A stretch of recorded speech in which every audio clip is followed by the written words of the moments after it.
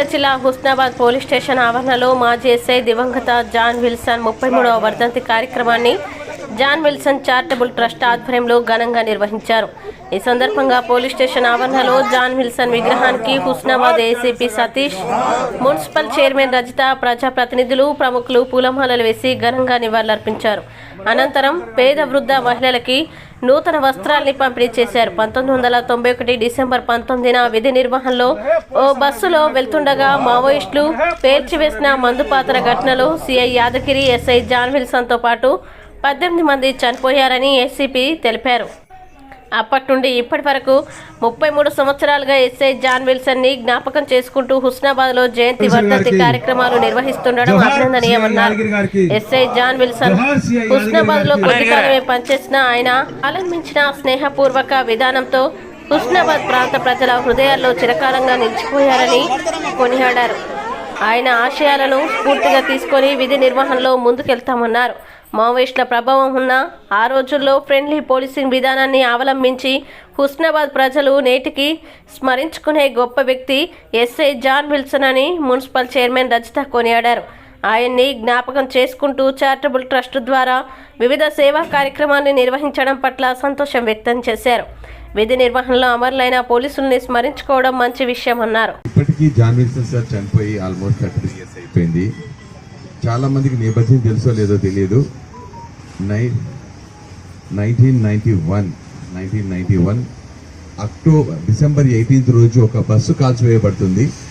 ఆ బస్సు కాల్చివేయ క్రమం లోపల ఇన్వెస్టిగేషన్ గురించి ఈరోజు సరిగ్గా 30 years బ్యాక్ 1999 డిసెంబర్ 19th రోజు తను, అలాగే యాదగిరి సిఐ గారు, ఇంకా కొంతమంది సిబ్బంది, యాజ్ వెల్ యాజ్ ఆ బస్సు కాల్పోవడం వల్ల వచ్చినటువంటి ఆర్టీసీ సిబ్బంది కూడా దాంట్లో వెళ్ళి అక్కడ పోయిన క్రమం లోపల చేసుకొని వస్తుంటే ఆ బస్సు కూడా పేల్చివేయడం జరిగింది మావోయిస్టులు. దాంట్లో 18 members చనిపోయినారు. ఆ 18 members లోపల ఇప్పుడు కీర్తిశేషులు జాన్ విల్సన్ సార్, అలాగే యాదగిరి సార్, మిగతా సిబ్బంది అంతా ఉన్నారు. అప్పటి నుండి ఇప్పటికి కూడా తను తక్కువ కాలం చేసినప్పటికి కూడా ఈ రోజు కూడా హుస్నాబాద్ ప్రజలు ఇప్పుడు మాట్లాడుతూ, పెద్దలందరూ మాట్లాడుతూ వినపడుతుంది. ఇప్పటికీ తాజాగా చిరస్మరణీయులుగా ప్రతిసారి గుర్తు చేసి చెప్తున్నారు. అతను చిరస్మరణీయులుగా ఉన్నాడు.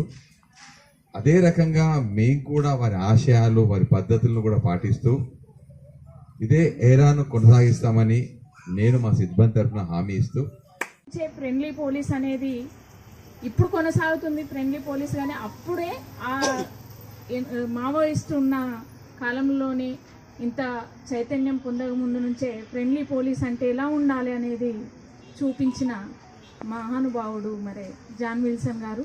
తక్కువ కాలమే ఉన్నప్పటికీ ప్రజలందరికీ సౌకర్యంగా వారి విధులు, వారి బాధ్యతలు నెరవేర్చుకునే విధంగా మనందరికీ చేసి చూపించిన వారిని ఈరోజు గుర్తు చేసుకోవడం, మంచి చేసిన వారిని మరి ఎవరు మర్చిపోకుండా గుర్తు పెట్టుకుంటారు, వాళ్ళు మదిలో నిలుపుకుంటారు అనే దానికి తార్కాణమే జాన్ విల్సన్ గారు.